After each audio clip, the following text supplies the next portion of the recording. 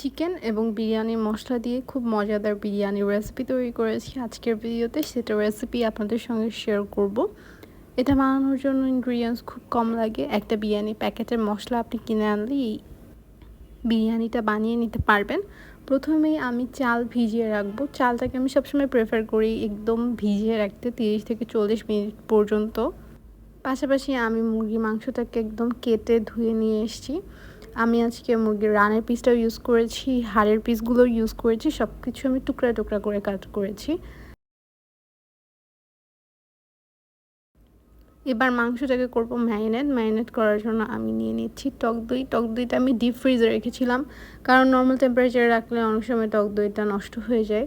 এটাকে জাস্ট একটু বেশি দিন পর্যন্ত আমি সংরক্ষণ করার জন্য ডিপ ফ্রিজে রাখছিলাম। অ্যান্ড এটা দেখি যে একদম আইসক্রিমের মতন জমে গেছে। পরে যখন এটা টেম্পারেচারটা আমি কমিয়ে দিয়েছি, তখন দেখি এটা একদম পানির মতন হয়ে গেছে। যাই হোক, দেন আমি এখানে দিচ্ছি বিরিয়ানি মশলা যে প্যাকেট আমি পারচেস করেছি সেটা পুরোটাই দিয়ে দিব। আজকের এই রেসিপিতে এক্সট্রা আর কোনো ধরনের মশলা যাচ্ছে না, জাস্ট টক দই যাচ্ছে, বিরিয়ানির 1 প্যাকেটের মশলা যাচ্ছে ফুল। সাথে ঝালের জন্য আমি লাল মরিচের গুঁড়া অ্যাড করেছি এক্সট্রাভাবে, না দিলেও চলে। যদি বাচ্চারা বিরিয়ানি খায় সেক্ষেত্রে এই লাল মরিচের গুঁড়াটা স্কিপ করতে পারবেন।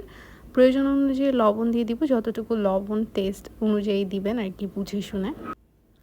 আমি আলুও কিউব করে কেটে নিয়েছি, যেহেতু মাংস আমি একটু টুকরা সাইজ করে কেটেছি, তাই আলুটাও আমি খুব বেশি টুকরা সাইজ করে কেটেছি। তবে আপনাদের শেপটা ডিপেন্ড করে সম্পূর্ণ আপনাদের নিজেদের উপরে। টমেটো কেচাপ দিয়ে দিচ্ছি, আর টমেটো সস না দিয়ে টমেটো পেস্ট দেওয়া যাবে না, টমেটো সস ইউজ করতে হবে। এটা ফ্লেভার অনেক বেশি বুস্ট করবে। মাংসটাকে আমি ম্যারিনেশনে দিয়ে রেখেছিলাম 20 মিনিটের জন্য। এবার চলে এসেছি রান্না করতে। রান্নায় আমি আজকে সানফ্লাওয়ার অয়েল অ্যাড করছি, আর এতে দিয়ে দিব পেঁয়াজ কুচি। পেঁয়াজের কালারটা এরকম চেঞ্জ হয়ে গিয়েছিল আর সফট হয়ে গিয়েছিল, সেই পর্যায়ে আমি মাংসটা দিয়ে দিচ্ছি। এখানে পেঁয়াজটাকে ভেজে বাদামি করার কোনো দরকার নেই, তবে আপনি চাইলে করতে পারেন।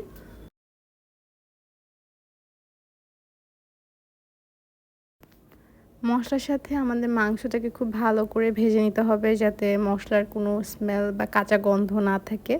তাই এই যে এরকম তেল ওঠা পর্যন্ত মাংস এবং মশলাটাকে খুব ভালো করে ভেজে নিতে হবে। আর যখন এরকম তেল উঠে যাবে তখন আপনি পানি অ্যাড করে দিবেন। আমি যে বলে মাংসটা ম্যারিনেট করেছিলাম ওখানে অনেক খানিকটা মশলা লেগেছিল, আমি ওটা ধুয়েই জাস্ট পানিটা অ্যাড করে দিয়েছি।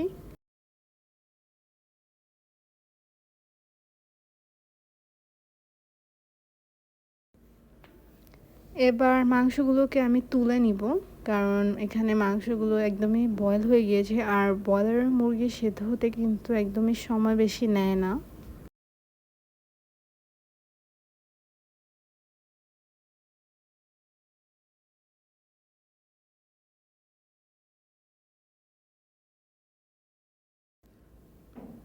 দেখতেই পাচ্ছেন আমি মাংসগুলো তুলে নিয়েছি, আর পানিটা কিন্তু এখন এখানে আছে, সেই পানিতেই আমি দিয়ে দিব চালটা। এভাবে আমি চালটাকে ভেজে নিই, আর এভাবে ভাজলে আর এভাবে বিরিয়ানি রান্না করলে একদম ঝরঝরে হয়, পারফেক্ট হয়। আপনারা অবশ্যই এই প্রসেসটা ফলো করবেন।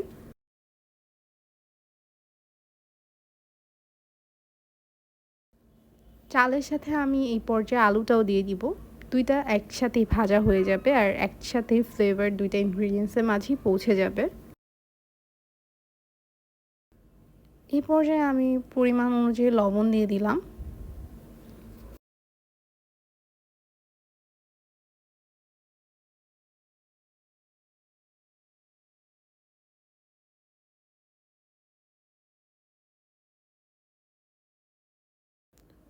চাল এবং আলুটাকে আমি প্রায় ভেজেছি 10 মিনিটের মতন। তারপরে আমি চিকেনটা দিয়ে আরও 2 থেকে 3 মিনিটের মতন জাস্ট নাড়াচাড়া করেছি। তারপরে আমি গরম পানি অ্যাড করে দিয়েছি।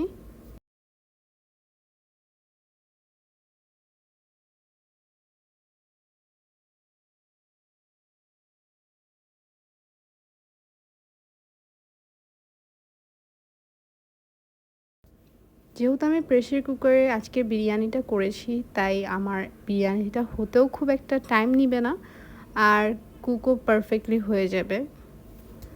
আমি মাঝে চালটা নেড়েচেড়ে দিয়েছিলাম, আর দমে দেওয়ার জন্য ইলেকট্রিক স্টোভ ইউজ করেছিলাম। আপনারা তাওয়াতেও এটাকে দমে দিতে পারেন। দেন আমি উপর নিচ সব কিছু একসঙ্গে মিশিয়ে বলে ঢেলে নিচ্ছি। তৈরি হয়ে গেল খুব মজাদার ঝরঝরে পারফেক্ট টেক্সচারের ফ্লেভারফুল বিরিয়ানি, চিকেন বিরিয়ানি। অবশ্যই বাড়িতে আপনারা এই রেসিপিটা ট্রাই করবেন। ট্রাই করলে আমার বিশ্বাস আপনাদের কাছে অনেক ভালো লাগবে। আজকের মতন এতটুকুই। সবাই অনেক অনেক ভালো থাকবেন, সুস্থ থাকবেন। অবশ্যই এই বিরিয়ানির রেসিপিটা ঈদে হলেও ট্রাই করবেন আর আমাকে কমেন্ট করে জানাবেন যে আপনাদের কাছে কেমন লেগেছে। আজকের মতন আল্লাহ হাফেজ।